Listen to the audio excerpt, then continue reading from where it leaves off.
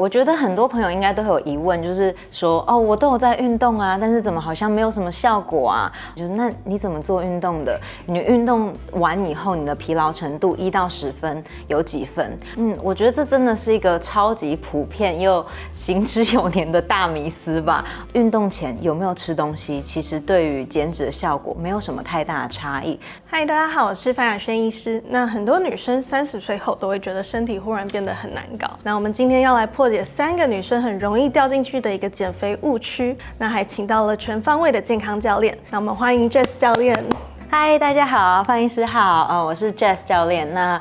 我的专业是透过营养训练跟行为心理学的引导，帮助客户可以达成他们的健康目标。咦，大家有没有发现字幕不见了？放心啦，它只是躲起来。用电脑看的朋友，可点右下角的方框图示，字幕就会跳出来。手机则点一下右上角，选 CC 就搞定咯。那我们要讲今天第一个陷阱。我觉得很多女生一开始接触运动，有氧运动算是比较好上手的，像是跑步啊，就是或者骑飞轮啊，感觉好像有流汗就可以变瘦。但其实这样子的有氧运动，没有办法非常有效的刺激我们肌肉的成长。其实肌肉量没办法提升，你的代谢不会因此而改善很多，那也很容易让身体不小心又囤积更多的脂肪了。对啊，所以现在我们也很常讲到泡芙人。那这些人他可能 BMI 正常或是体重正常，但他其实的体脂率是很高的。那这些人往往也都肌肉量偏低。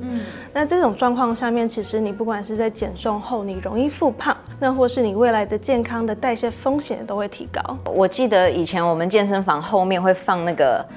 像是 High Rocks 或 CrossFit 的影片，我的学生就会看着那个肌肉女，然后就会说哦，我不想要变成那个样子，然后我就会说你要变那样子很困难，很难。然后我很常跟我病人讲说，健美运动对我来讲，他们算是极限运动。他们其实不管在运动的强度上面，或是他的饮食的一个依循度上面，其实一般人真的是达不到的。然后这边要再补充一下，就是说在我们老化过程，我们肌肉本来就会慢慢的流失，这时候又特别会去流失的是快缩肌纤维。没错，就是如果要很简单白话，我能分这2块肌肉，慢缩肌就是我们在做耐力训练的时候会用到，像是跑步啊、长跑会用到的是慢缩肌。那快缩肌就是突然出力，或者是快跌倒了，要把自己扶起来，那个力量就是我们的 Type 2的肌肉纤维，是要靠重训、阻力训练才有办法达成的。这也是为什么我刚刚说，光是有氧可能不够支持我们平常日常生活中肌力的需求。所以像刚刚 Jess 教练有提到，就是说就是要跌倒的时候撑住身体的那一刻，那个其实要的是爆发力。所以老人家，特别是更年期后的女性，其实爆发力训练其实也蛮重要的。对，所以我就很想要呼吁更多的女性观众，就是我们在训练的时候，真的要把重心放在重量训练。对，所以女生其实做重量训练的话，应该就是越来越紧实、有线条，更接近理想体态。没错。那另外就是身体也会产生一些叫做代谢适应或是运动适应的现象。我觉得很多朋友应该都会有疑问，就是说哦，我都有在运动啊，但是怎么好像没有什么效果啊？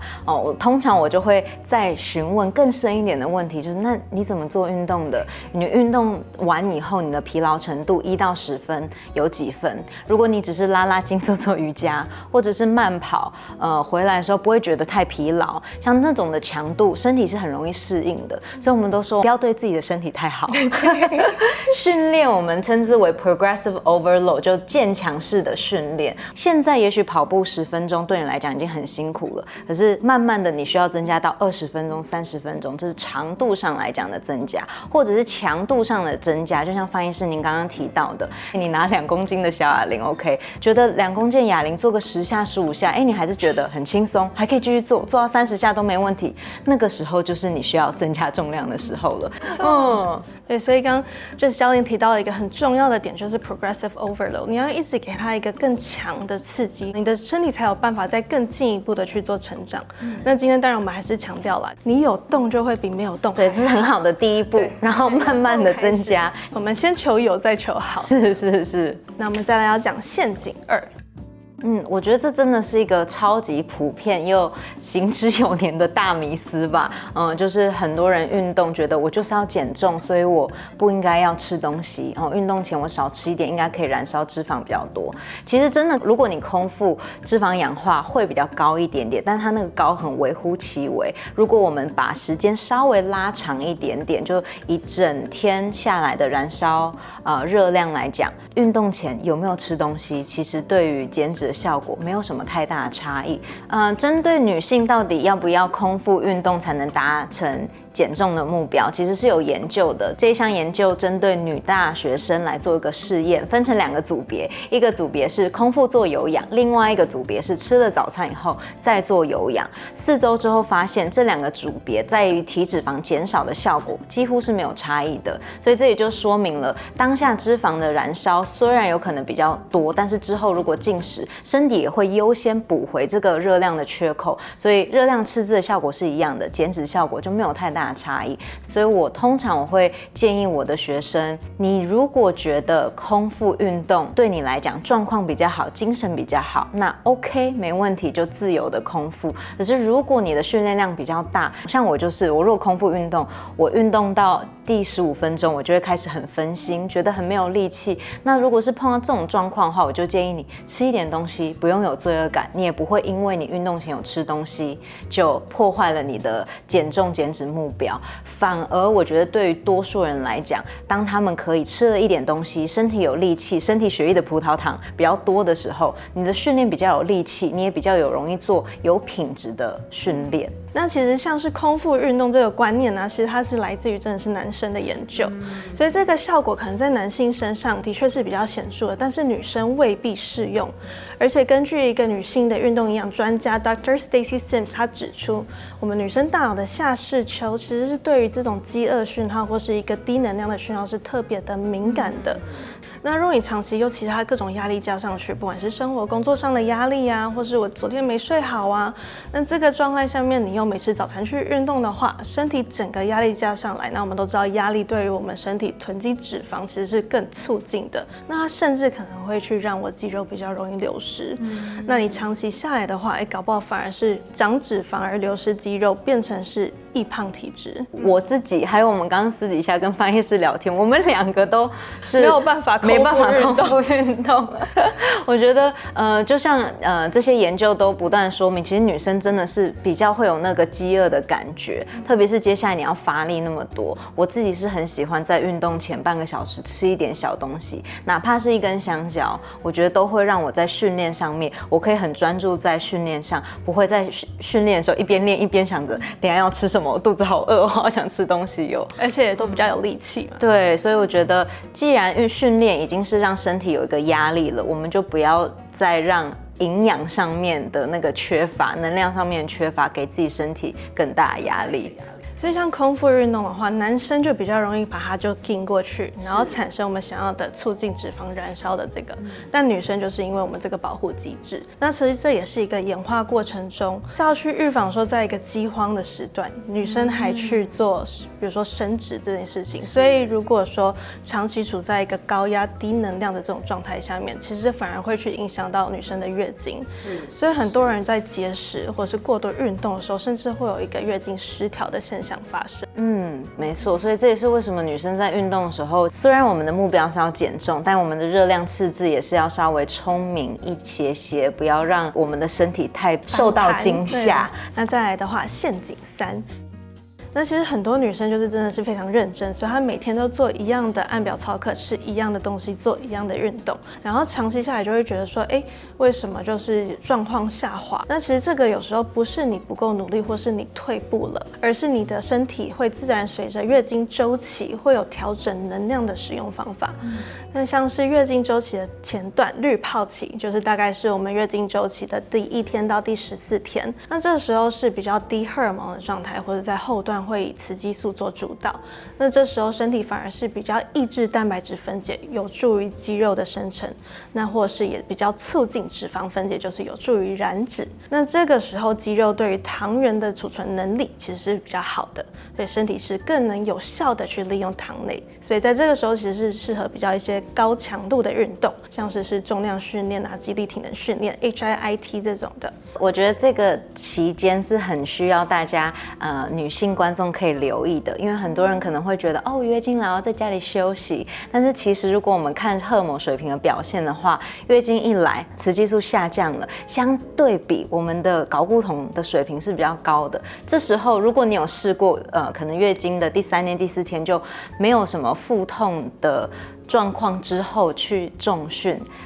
鼓励大家试试看自己的深蹲是不是可以在那个时候做的比较重，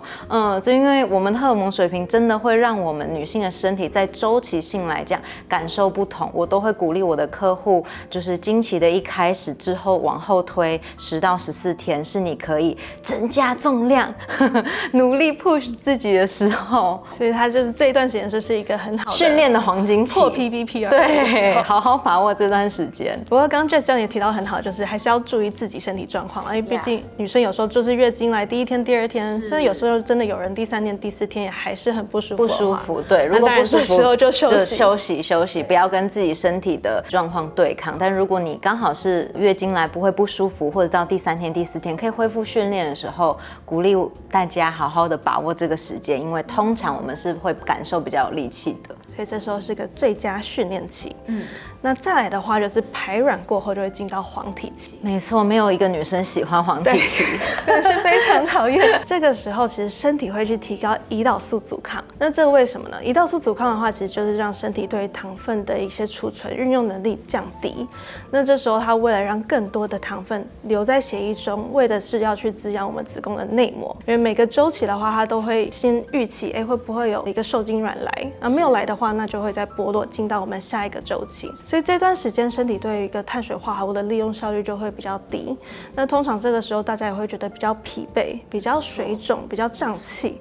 那个时候如果你觉得很疲劳，我会建议可以休息，就我们1年365天可以训练，不用特别挑月经前的几天，反而好好的休息，会让我们在经期后，就是我们前面有讲到适合训练的时间，品质会比较好。所以经期前如果想休息，可以休息，做一些强度比较低的训练，会让自己身体比较舒服，就不用跟自己的身体感受硬碰硬这样子。那也建议在这个时候增加我们健康的脂质，那当然也要注意优质蛋白质的补充。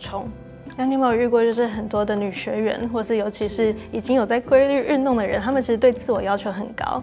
所以虽然他们有时候就会忽略自己身体的讯号，就是明明不舒服，但他们还是硬盯着。特别是有在运动的女生，我们会很容易跟男生做比较，男生可以这样练，训练周期3个月应该要越堆越重，为什么我练了1个月，我这么认真的练，为什么这个礼拜特别感觉没力气？其实不是我们训练没效果，就是我们进入了黄体期后期，我们的体能就是比较弱一点，所以给自己1周的时间休息，下1周你又会是一条活龙了。像我自己会很想要分享给女性观众，像这样荷尔蒙周期的训练差异，原因是因为像我自己在面对马拉松的赛事的时候，其实强度真的都非常强。传统我们就是一直叠加这些运动的强度，那忽略了我们刚刚讲到有一些时候是身体想要休息的时候。一般人如果只是每周运动个2-3天，然后训练就是1个小时在健身房训练，强度可以控制的状况下，我觉得没有经期的不适是可以一直运动的，就他的训练不需要刻意的暂停。但是如果像是训练强度比较高，有要准备比赛的，像是马拉松啊、三铁啊、长距离的游泳这种强度比较高的耐力赛事的话，我觉得就会很需要跟男性的训练做一个差异化。因为我们在黄体期后期身体需要休息的时候，你又这么 push 自己，非常容易会导致我们经期的扰乱。我自己感觉已经懂很多了。当我从重训要转到马拉松的赛事准备的时候，第一次准备的旧金山马拉松，我就月经1个月来2次。然后去年我在准备台北马拉松的时候，也是在训练的中段，月经1个半月都没来，然后是等到快2个月才来。我想要说的就是，荷尔蒙的失调会是女性很好的一个讯号，就是我们到底有没有好好的在照顾自己。没错，有没有好好的体贴身体的需求？所以不要太忽视经期扰乱这个讯号，因为运动的本质应该是要让身体变健康。如果我们让自己的荷尔蒙扰乱、经期失调，反而有点本末倒置我们本来想要透过运动达成的事情。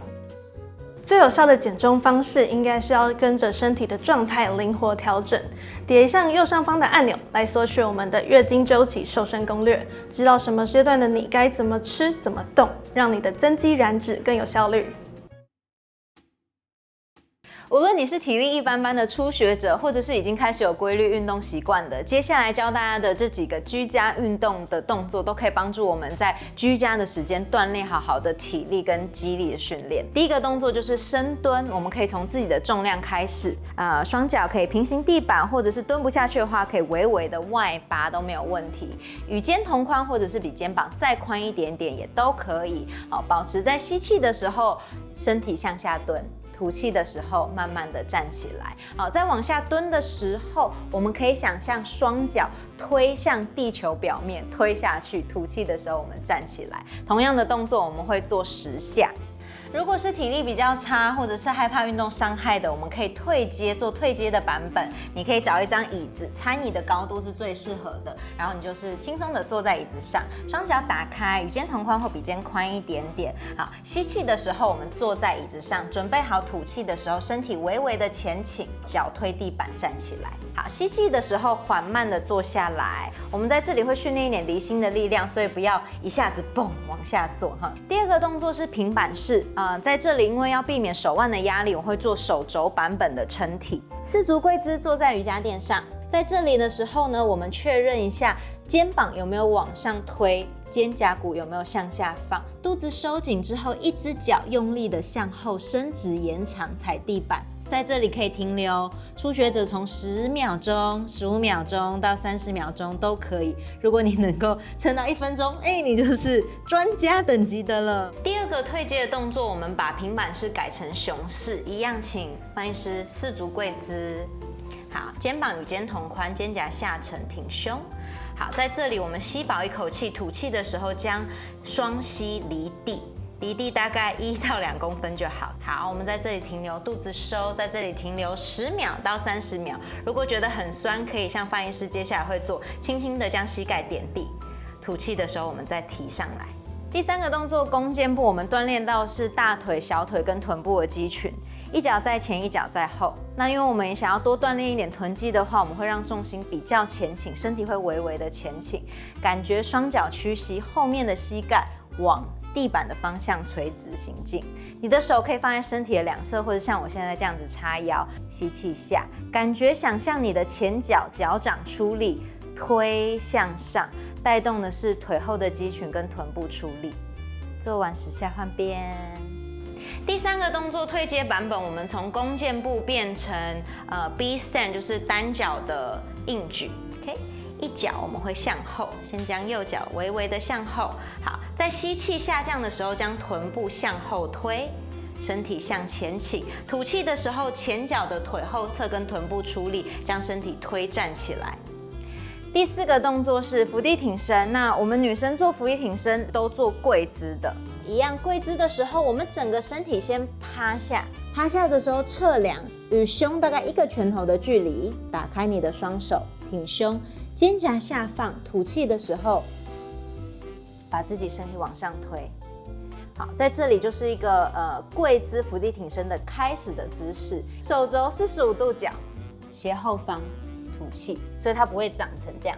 第第4个动作，跪姿浮力挺身。退阶的方式，我们可以找一张椅子或者是家里的沙发，好，稳定沙发不会晃动的。好，我们将双手可以扶在椅子的2个角，抬头挺胸，肩膀下沉，肩胛骨稳定。好，吸气的时候，我们就可以将身体微微的下沉。好，不用下去太多，一点点就好。吐气的时候，把自己身体推回去。以上4个动作，每个动作会做10下。做完4个动作之后，我们会休息1分钟，重复3到4个循环。那今天我们女生的身体其实比自己想象的可能更复杂，但是也更聪明、更有力量。学会倾听自己身体的声音，如果在有需要休息的时候好好休息，可以冲刺运动的时候好好的去提高你的训练强度。那今天也非常感谢 Jess 教练来陪我们来录了这一集。喜欢这集节目的话，记得帮我们按赞、订阅、加分享。我们下回再见喽，拜拜。